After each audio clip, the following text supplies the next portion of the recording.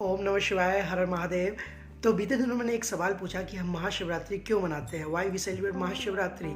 और अधिकांश लोगों ने इसका एक ही जवाब दिया कि इस दिन शिव जी और माँ पार्वती जी की शादी हुई थी। गलत जवाब।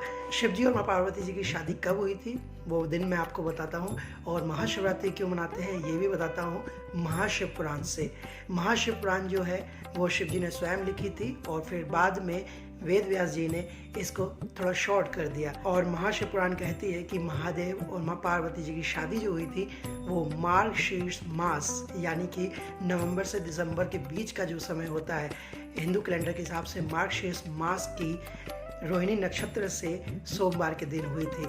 और अगर हम ऐसे देखें तो इस वर्ष मार्गशीर्ष मास मतलब कि नवंबर से दिसंबर के बीच और रोहिणी नक्षत्र से, तो ये 25 दिसंबर 2023 को इस वर्ष वो दिन पड़ेगा जिस दिन माँ पार्वती और बाबा शिव की शादी हुई थी।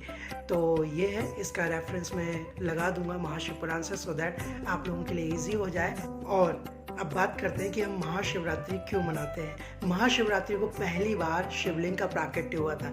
वैसे तो महादेव बताते हैं महाशिव पुराण में कि इससे पहले भी एक बार उनका शिवलिंग का प्राकट्य हुआ था जब मार्गशीर्ष मास में आद्रा नक्षत्र से पूर्णमासी का दिन था उस दिन। लेकिन पहली बार ब्रह्मा जी और विष्णु जी के सामने जो प्रकट हुआ शिवलिंग अग्नि स्तंभ के रूप में, वो दिन था महाशिवरात्रि। जैसे महादेव ने बोला कि आज का दिन तुम दोनों ने मेरी पूजा की है, इसलिए आज का दिन शिवरात्रि के नाम से विख्यात होगा। और इस दिन जो मेरा पूजन करेगा उसे साल भर के, अगर उसने साल भर पूजा नहीं की है और इस दिन अगर मेरी पूजा कर लेता तो उसे साल भर की पूजा का फल मिलेगा।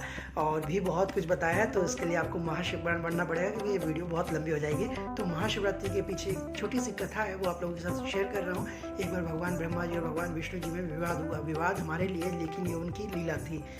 तो उन दोनों में विवाद हुआ कि कौन बड़ा। ब्रह्मा जी कह रहे थे मैं, विष्णु जी कह रहे थे मैं। तो उसी दौरान उनके बीच में एक अग्नि स्तंभ उत्पन्न हुआ।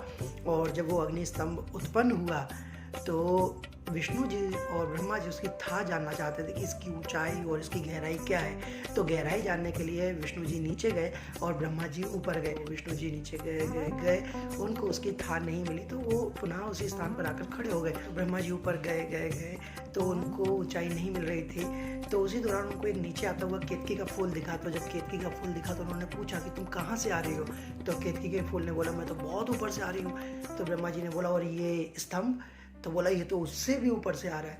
तो ब्रह्मा जी ने बोला कि ये काम करना, नीचे विष्णु जी मिलेंगे तो उनको बोलना कि जहाँ इसका आदि था, मतलब जो ऊंचाई का लास्ट पॉइंट था, तो मुझे वहीं मिली थी और हम दोनों वहाँ से साथ में आ रहे हैं। तो केतकी के फूल ने बोला नहीं मैं झूठ नहीं बोलूँगी। तो उन्होंने बोला देख लो मैं रचनाकार हूँ, अगले जन्म में तुमको कुछ ऐसा रच दूंगा कि तुम बड़ा पछताओगे। उसने बोला ठीक है। तो वो नीचे आई और ब्रह्मा जी ने विष्णु जी से पूछा कि क्या तुमको इसकी गहराई का पता चला। तो उन्होंने बोला नहीं। तो विष्णु जी ने पूछा क्या तुमको इसकी ऊंचाई का पता चला। तो उन्होंने बोला हाँ, ये केतकी के फूल से पूछ लो। केतकी के फूल ने बोला हाँ सही कह रहे हैं ये ब्रह्मा जी। और इतने में उस अग्नि स्तंभ से हमारे शिव जी प्रकट हुए और दूध का दूध पानी का पानी हो गया। और फिर ब्रह्मा जी ने भी माफ़ी मांगी, केतकी ने भी माफ़ी मांगी।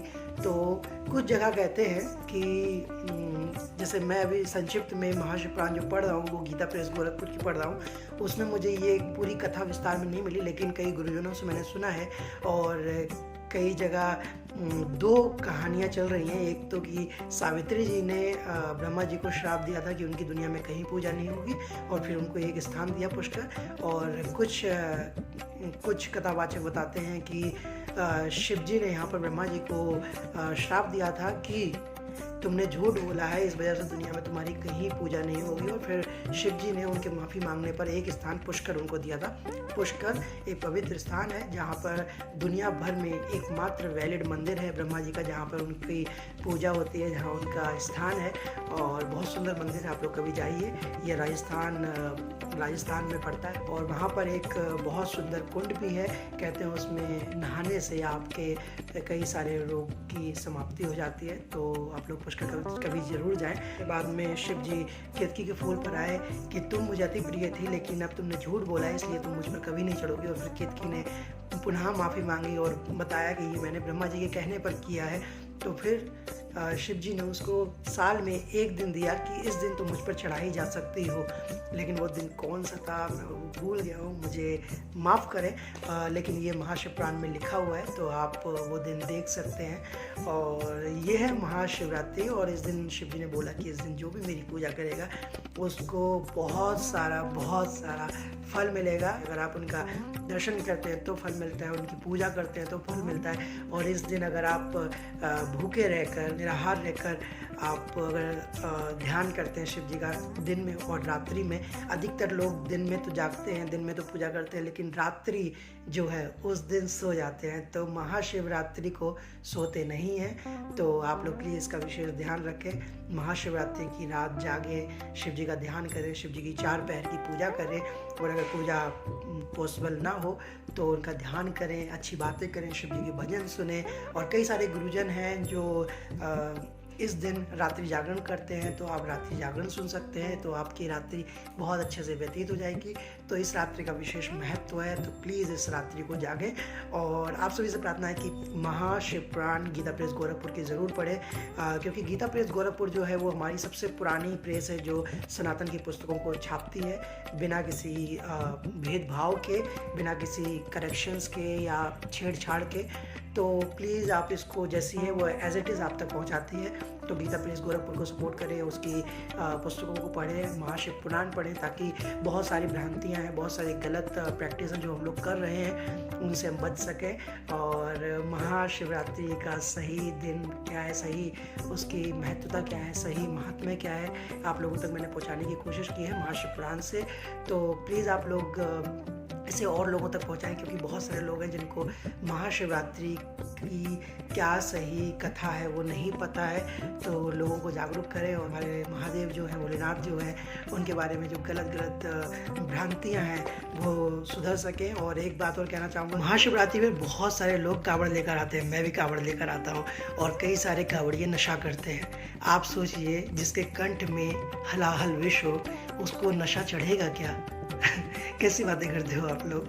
किसी भी ग्रंथ में, शास्त्र में शायद नहीं लिखा है।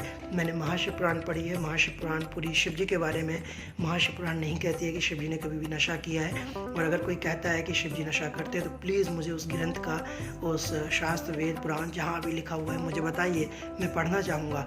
और शिव जी नशा नहीं करते हैं, और कावड़ के जो नियम है उसमें नशा से दूरी बना के रखने के लिए कहा गया है, अच्छे विचार रखने के लिए कहा गया है। तो कोई कैसे बोल सकता है कि शिव जी नशा करते हैं और शिव जी नशा करने के लिए बोलते हैं? शिव जी आदि योगी हैं, वो योग करते हैं। कई लोग बोलते हैं कि वो योग में रहने के लिए, ध्यान में जाने के लिए नशा करते हैं। कैसी बातें करते हैं यार।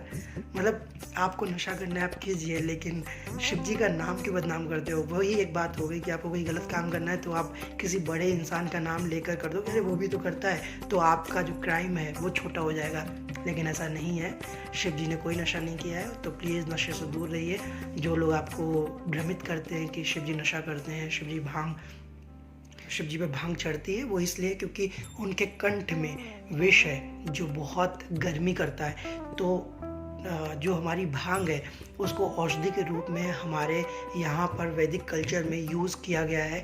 तो वो भांग जो है वो बहुत सी दवाइयों के रूप में, औषधि के रूप में इस्तेमाल होती है। तो वो उनके कंठ में जो गर्मी है उसको शांत करने के लिए उन पे चढ़ती है, ना कि नशा के लिए। जिसके कंठ में जहर हो उसे क्या नशा होगा यार, कैसी बातें करते हो आप लोग। तो प्लीज़ अपने महादेव को जानिए, महाशिवपुराण पढ़िए। महादेव बहुत अलग है जितना हम जानते हैं उससे।